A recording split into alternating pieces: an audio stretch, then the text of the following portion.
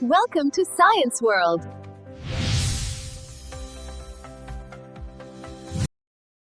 السلام عليكم ورحمة الله وبركاته. ازيكم حبايبي أبطال جريد 4؟ معاكم مصطفى. هنحل إن شاء الله النهاردة مع بعض lesson 5 concept 4.1.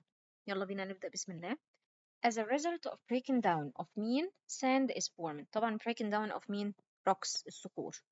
Space is the conditions of atmosphere. Conditions of atmosphere including temperature, wind and rains. أول ما أشوف conditions of atmosphere دماغي تروح للweather على طول اللي هو الطقس الجو. Number 3, the breaking down of rocks either mechanically or chemically is known as. هو قال لي breaking down of rocks تكسير الصخور. breaking down of rocks تبقى weathering. The movement of sediments أو transporting sediments from place to another تبقى erosion. lying down sediments أو settled sediments أو dropping sediments دي تبقى deposition. فهو هنا قال لي breaking down of rocks تبقى weathering. Number 4, when a river meets a sea or an ocean a space is formed. طبعا لما الريفر بيقابل السي ايه اللي بيكون الدلتا. نيجي للسؤال اللي بعد كده true or false. the surface of the earth never changes. طبعا غلط false بيتغير. والبروسيس اللي بتغيره weathering erosion deposition. limestone caves are formed as a result of chemical weathering. طبعا limestone cave بيتكون بسبب الكيميكال weathering. ومين اللي بيعمل الكيميكال weathering دي؟ الووتر، فتبقى true. water expands and its volume decreases. هي expands بتتمدد، طالما هتتمدد يبقى الفوليوم بتاعها هيزيد increases. امتى؟ when it freezes. لما الووتر بتتحول لأيس بيحصل لها expand بتتمدد الفوليوم بتاعها بيزيد. فهو هنا قايل لي decrease فتبقى false، المفروض increase. Write the scientific term of each of the following. They are deep valleys carved by flowing water. أول ما أشوف كلمة deep valley تبقى ده مين على طول؟ canyon. Number 2, a process in which small broken rocks move from a place by the help of wind or water. احنا قلنا هي move from a place هتتحرك، يبقى دي مين؟ erosion. A process in which the moving sediments are dropped اهي in a new place يبقى deposition. نيجي للcomplete. when eroded materials stop moving and settle on a surface, this process is settle اهي يبقى deposition. Sand dunes are small hills of sand found in a space or a space. طبعا الساند دونز اللي هي الكثبان الرملية بتبقى موجودة يا إما في البيتش أو الديزرت.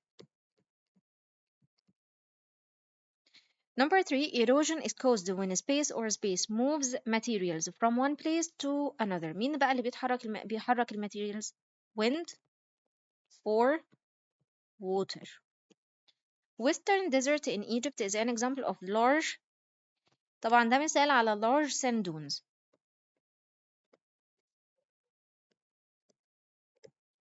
that are formed by مين بقى؟ طالما هي large sand dunes يبقى strong wind. لو كانت small sand dunes كانت هتبقى weak wind أو gentle wind. يلا بينا على السؤال اللي بعد كده. The origin of sand is. origin يعني أصل الرمل كان the breaking down of some types of مين؟ الرمل ده اتكون من إيه؟ اتكون من الصخور اللي اتكسرت. يبقى breaking down of some types of rocks. The type of weathering in which the rocks are broken down due to the presence of plant roots is known as. plant roots دي من الفاكتورز بتاعة mechanical weathering. Number 3, the cracks in rocks caused by freezing of water and melting of ice. المية تتجمد تتحول لأيس، بعد كده الأيس يحصل له melting process ينصهر أو يدوب، والبروسيس دي تفضل تتكرر لحد ما يحصل breaking down للروكس. دي بقى بتمثل لي ايه؟ هنا مفيش اي نيو سبستانس اتكونت، وده اصلا التأثير بتاع التمبريتشر، والتمبريتشر فاكتور من الفاكتورز بتاعت الميكانيكال ويذرنج. يبقى هنا ميكانيكال weathering. Number 4, when strong mean blow in desert, large sand dunes are formed. large sand dunes يبقى strong wind. يلا بينا على السؤال اللي بعد كده. look at the following figure then choose the correct answer. Number 1, arrow number كام indicates the occurrence of weathering process of a mountain by the effect of rain.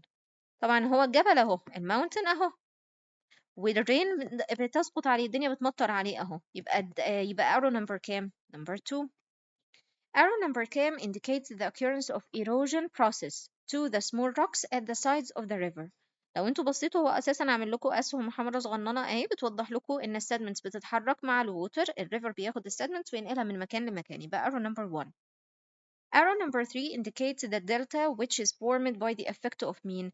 الدلتا اللي هي number 3 هنا دي بداية تكوينها اهي، دي بتتكون بسبب ال deposition process. نيجي لآخر سؤال compare between weathering, erosion, deposition. هو عايز هنقول ال definitions بتاعت كل واحدة بالفاكتورز بتاعتها لو احنا عايزين. ال weathering it's the breaking down of rocks into smaller pieces. طيب ال erosion، وطبعا لو عايزين تقولوا التايبس بتاعتها الميكانيكال and chemical weathering قولوا تمام عادي، ما قلتوش وقلتوا الديفينيشن وبس هتاخدوا درجة كاملة. Erosion it's the process in which the small particles of sand, soil and rocks are moved to other places by مين بقى الفاكتورز بتاعت erosion؟ wind, water and gravity. طب deposition it's the process of lying down of sediments after erosion. وبكده نكون خلصنا أسئلة lesson 5 concept 4.1. يا ريت لو استفدتوا من الفيديو تشتركوا في القناة وتفعلوا الجرس عشان الفيديوهات توصلكوا أول بأول. لو حد عنده أي سؤال يكتبوا لي في الكومنتس وأرد عليه إن شاء الله. أشوفكم الفيديو اللي جاي بإذن الله، والسلام عليكم ورحمة الله وبركاته. Don't forget to like, share with your friends, and subscribe for more science fun. See you in the next lesson!